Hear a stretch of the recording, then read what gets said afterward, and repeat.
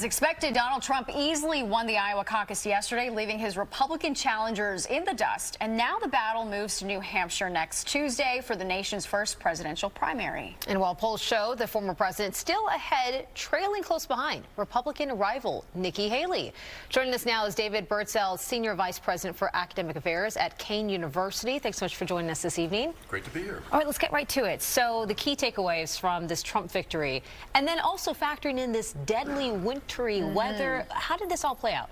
Well, one of the things that surprised here was the extent of the victory. We thought he was going to win by a very comfortable margin, but he won an outright majority, and that's the first time since the Republican caucuses have been run, starting in 1976, that any candidate who isn't a sitting president has had that result. And he won across almost every demographic and in almost every region of the state. 99 counties, he won 98 of them. So this was good news up and down the board for Donald Trump last night. Let's talk a little bit more about the demographics. Anything that particularly surprised you about who is voting for Trump? Well, going back to that issue of cold, many people thought that that was going to keep older voters in. Not true. They turned out disproportionately in this race. Women turned out disproportionately and disproportionately voted for Donald Trump. So he won demographics that he's had some difficulty with, demographics that might have been expected not to show up for him under the circumstances, the physical circumstances. They came and they turned out for him. Walk us through what you think is going to happen ahead as we look towards New Hampshire. Trump 13 points ahead of Nikki Haley. I mean, some may say that may not be a big lead, but what do you think is going to happen? Well, New Hampshire is going to be a little hard to predict because independents can vote on a Republican ballot line. And if Nikki Haley is successful in pulling a lot of independent votes, who are, by the way, a plurality of voters in New Hampshire, that will bode well for her campaign. New Hampshire really becomes make or break, both for Nikki Haley and for Ron DeSantis. DeSantis is trying to cast last night's second-place finish as exceeding expectations.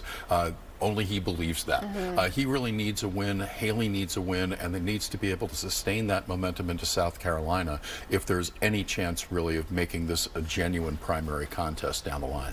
Just a day later, we're seeing Trump in a courtroom for his defamation trial and case against E. Jean Carroll. A lot of people might say that his criminal indictments and his legal drama that's happening only helps him. I mean, what's your reaction to that? It seems to help him with his core supporters in the primary. That's true. And as we look at the exit polls from last night, people said by margins of 78 to 22 that they would vote for him even if he were convicted of a crime. But these are the core MAGA supporters, and almost the same numbers called themselves core MAGA supporters. In the general election, that's not the group that's going to the polls, at least not exclusively. And that's the real question for the Republican Party at this stage.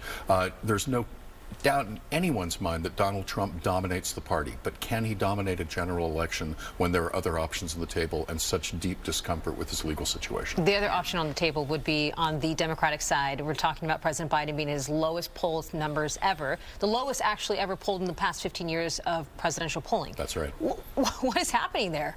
Well, there's a lot of concern about his age. Of course, that's something that has been very much raised by people who are opposed to his reelection, both inside the Democratic Party and outside the Democratic Party. There's a lot of room between now and the election, however, and you find, even though you're entirely right, these are the lowest numbers that we've seen for a sitting president at this point in the campaign. They're not that far off the lowest numbers that we tend to see, which hit right at about this point, where people are like, please, can I get an alternative? Can somebody else be this person? But once you make clear, no, there's no other alternative, that's when they begin to line up behind the candidate. We'll see if that happens this year, given the depth of concern about Joe Biden. Right. A lot can happen. David Birdsell, thank you so much for joining us. Thanks for having me.